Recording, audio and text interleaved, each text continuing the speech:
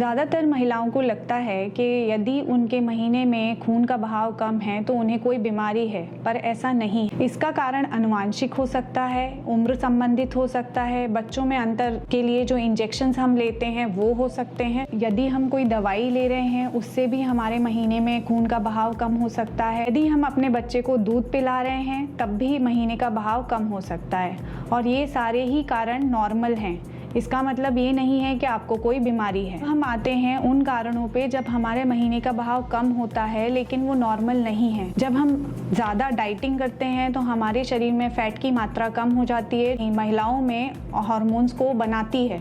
जब वो हार्मोन्स के लेवल कम होते हैं तो महीने का फ्लो भी कम हो जाता है। जब हम ज़्यादा स्ट्रेस लेते हैं तब भी हमारे शरीर में हार्मोन्स का लेवल्स ऊपर नीचे होता है, तब भी हमारे महीने का फ्लो कम होता है। जब हम प्रेग्नेंट होते हैं, प्रेगनेंसी के शुरुआत के महीनों में कभी कभी ब्लीडिंग होती है, उसे हम इम्प्लांटेशन ब्लीडिंग कहते हैं, तब भी हमारे महीने का फ्लो कम होता है। जब हमारी प्रेगनेंसी बच्चेदानी के अलावा कहीं और ट्यूब में या ओवरी में होती है तब भी ब्लीडिंग की समस्या होती है। ये सारे कारण हैं जो कि हमें डॉक्टर के पास जाना चाहिए, जो नॉर्मल नहीं है और ये नहीं होने चाहिए। इन कारणों में जो हमारी ब्लीडिंग है महीने में, जो हमें पीरियड हो रहे हैं, जो खून जा रहा है, वो आधे से कम होता है।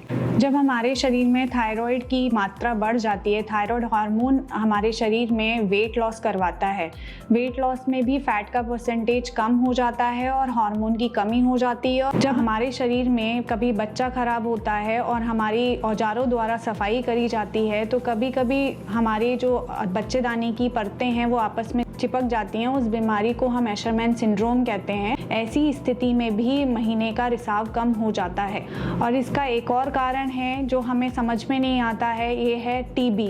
टीबी बच्चेदानी की टीबी होती है और महिलाओं को नहीं पता चलता कि उन्हें टीबी है, क्योंकि टीबी के जो लक्षण होते हैं जैसे खांसी का आना, बुखार आना, ये सब हमारे बच्चेदानी के टीबी में नहीं होते। तो आपको अगर ऐसा है कि आपके महीना अचानक से कम हुआ है तो तुरंत जाएं और अपनी टीबी की जांच करवाएं।